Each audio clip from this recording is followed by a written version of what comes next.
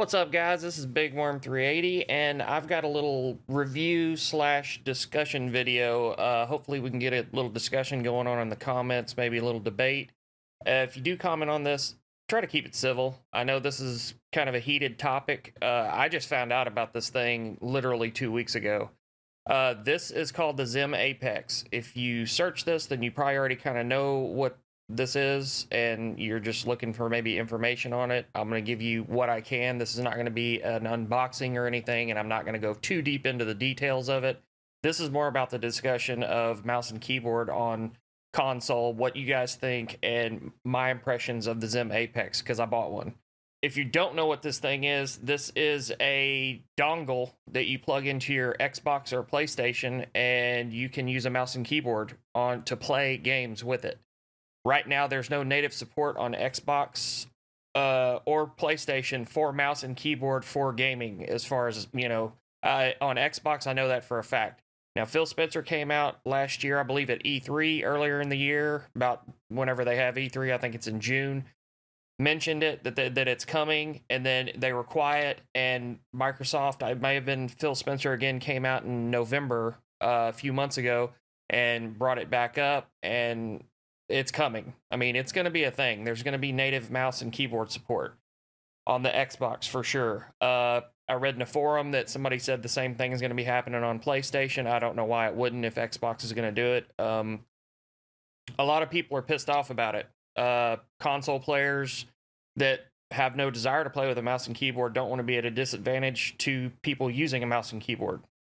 So, and I get that, especially in like first-person shooters. That is the main point of contention.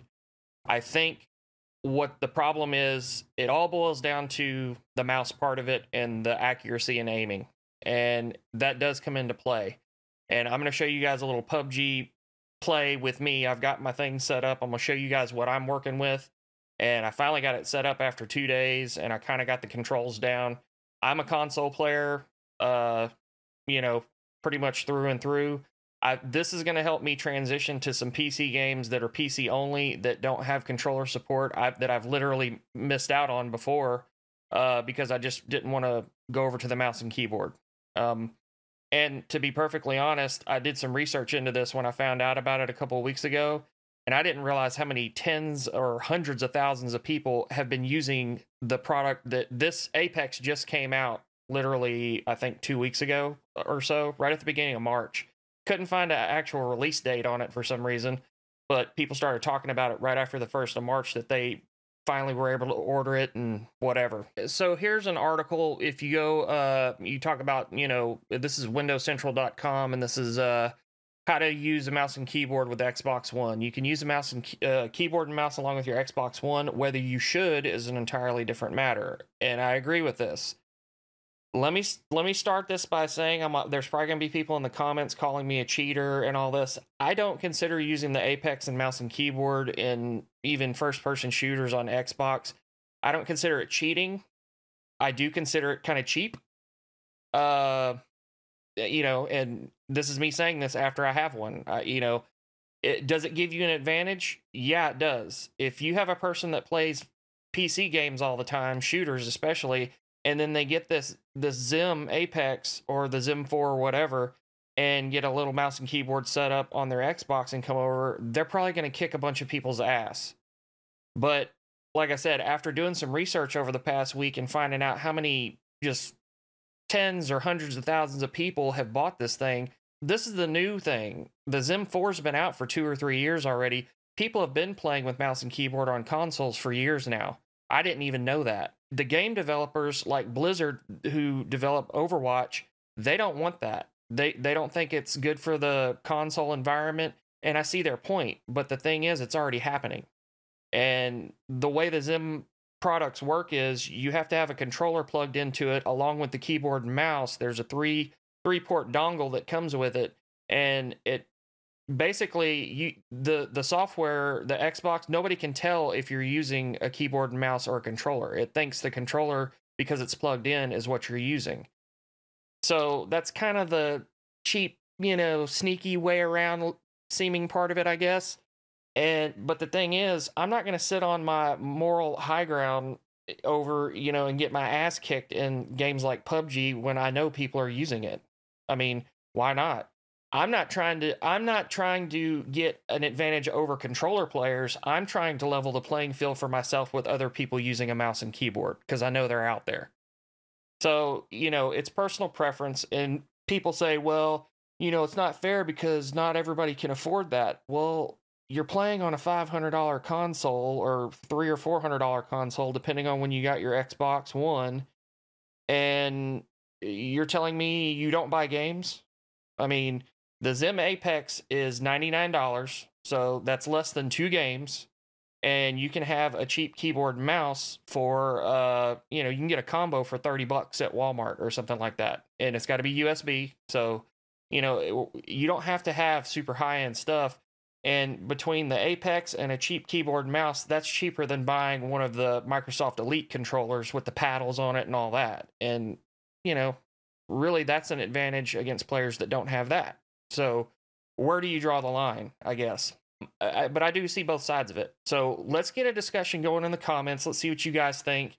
And, you know, like I said, I'm not going to entertain any BS, you know, name calling and all that. If you want to have a debate, I'm open for discussion. Like I said, I'm right on the fence. I think it's a good product. It works for sure. I'm gonna show you guys.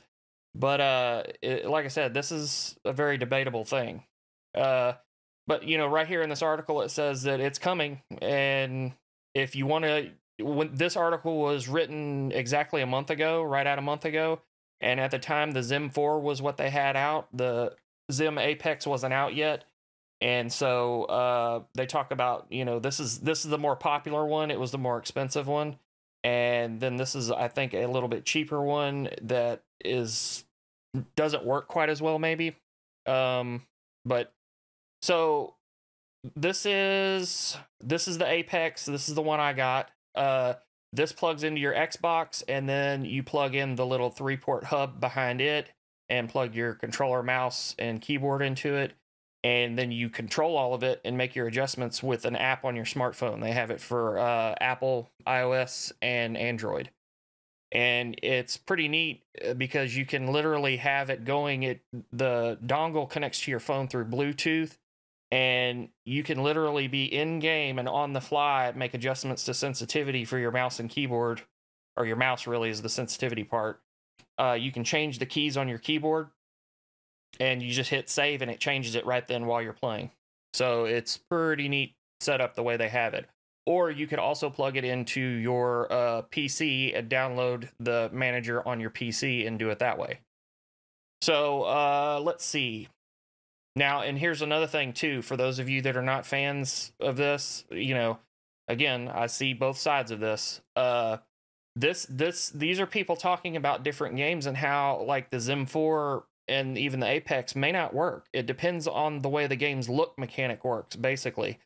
This guy's saying, unfortunately for Overwatch, it's terrible. Other games like Battlefield 1 and Call of Duty can feel really good. And I can tell you, PUBG, I'm getting the hang of it. And, you know, I think I'm going to like it. Now, if you've searched this is the official licensed Xbox pad and mouse combo for $150. And I think at first for $150, that seems kind of expensive. This is what I've got. I got this Razer Tartarus version 2 keypad, and I really like it. It's really nice. And I got this mouse. Now, one thing to keep in mind with this, just a little tip, if you are looking into getting this set up, you don't have to spend a fortune on a mouse, but I would go with a mouse that's geared towards gaming. Find a cheaper mouse, you know. I mean, you can spend way more than this. I paid this $70. I think I got it at Fry's. And you want to look at the polling rate.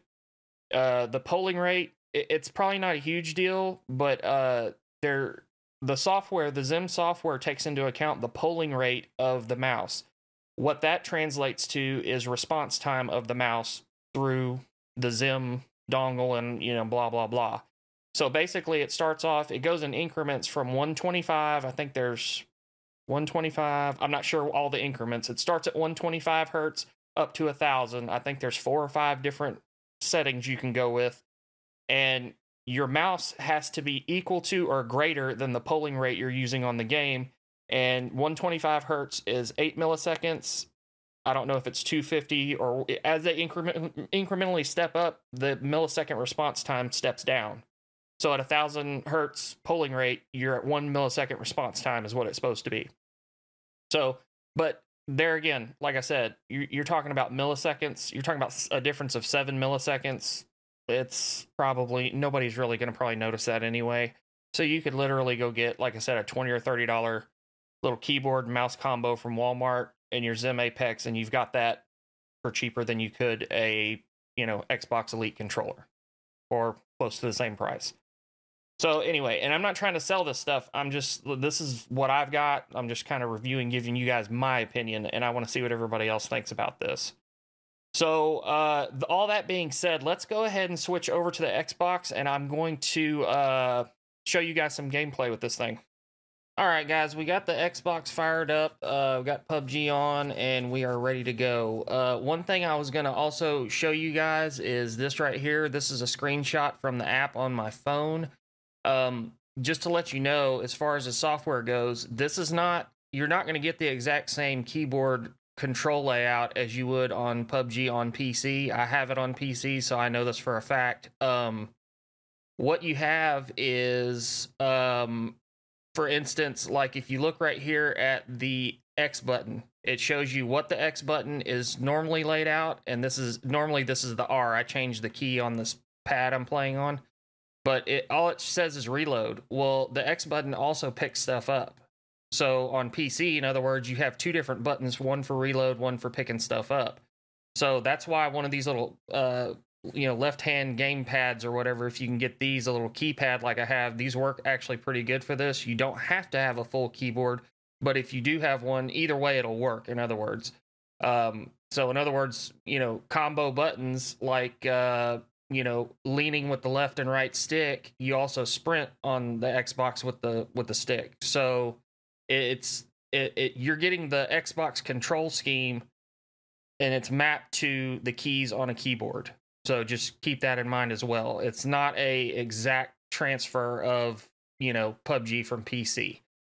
So anyway, let's get into this, and I was going to show you guys this. I've played probably 15 or 20 rounds since I've had this thing. Let's see. I've got... Okay, so yeah, solo. I play first-person perspective normally. Me and my buddy play that. And so when I play solo, as you can see, I've gotten one top 10. I've played probably 3 or 4 rounds with this keyboard and mouse, so I haven't even got a top 10 by myself. Okay, so then and then if we look at duo first person, that's me and my buddy, we've got 50 top 10s and 0 wins. I played this for 3 days and 1 hour, and I still have not won a round. And I've probably played 15 or so rounds. Well, yeah, probably 10 to 15 rounds duos with my buddy since I got this set up. So this is not an instant plug in and win thing. Again, if you're experienced with a mouse and keyboard, then maybe that might be the case. But I don't think there's going to be a lot of people that come over from PC just to take advantage of controller players. I don't see why anybody would do that. All right, so let's do this. All right, guys, we're in the lobby. So you can see right off the bat, I mean, I know this is first person, and so, but you can see how fast the sensitivity is, and it's pretty nice being able to accurately point. I mean, you can pretty much... And also on the Apex software, it has a smoothing effect. I did actually download the beta firmware that they're still getting feedback on and tweaking. It's not what the Apex software comes with. So, it's a work in progress, basically, is what I'm getting at. And I'm not gonna do this whole round. I'm not gonna show the whole round. I'm just gonna kind of show some looting, and then, I don't see myself winning this, so we'll see how it goes.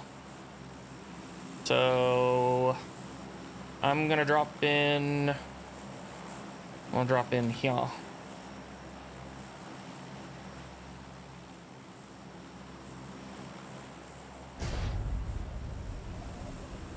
This may be over as soon as it starts. I have no idea. Again, this isn't plug it in and win. This is, if you're playing against a good controller player or whatever, I've been beaten several times. I haven't got an amazing amount of kills. I think the most I've gotten in one round was like 3 kills, and I've done that with a controller, so. It's basically like learning how to play the game all over for me. And Razer does offer another keypad just real similar to this one. It's called the Orb Weaver, and I think it's twice what this one is. And it's basically the main difference between the two is its mechanical keys. This is what they call their mecha membrane keypad, and I like this better actually because for one, it's half the price or less than half the price, but it's oh, got a guy. Oh, come on now.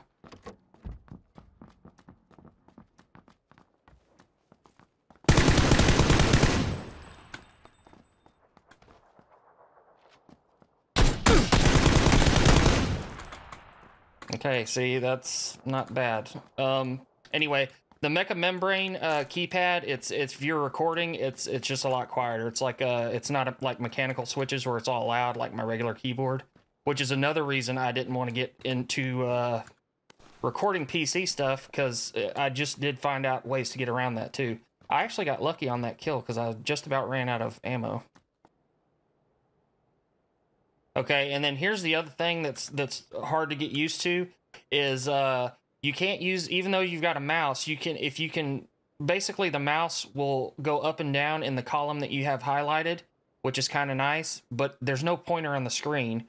So I just used a little cross pad on the side of this pad, and then you have to map your L and R shoulder buttons, you know, to a good spot. So I'm good on backpack. I'm gonna take that and that,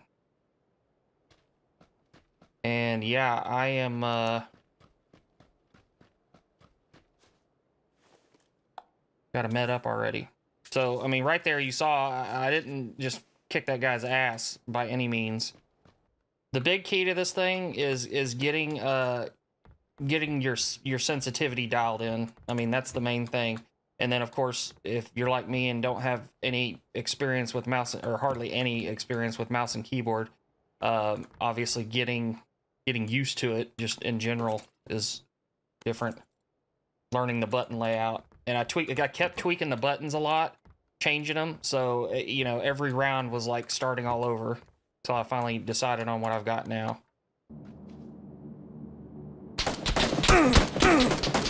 Oh, here we go.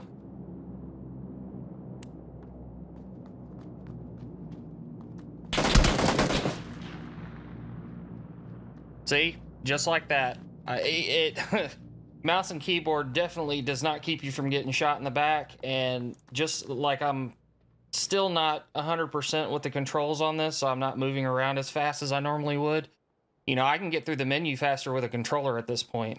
So, but I'll get it, and I'll get better, and, you know.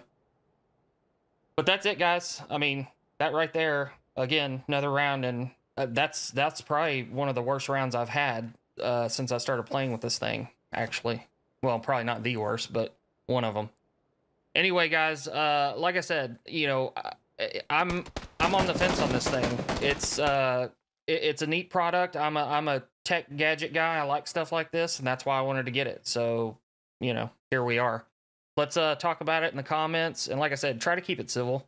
I just want to hear people's opinions and see what everybody thinks. And if you guys have an Apex or have any questions, if you're interested in getting one, ask me in the comments and I'll try to answer them. And that's about it, guys. So hope you guys enjoyed the video. If you did, I'll see you guys in the next one. Later.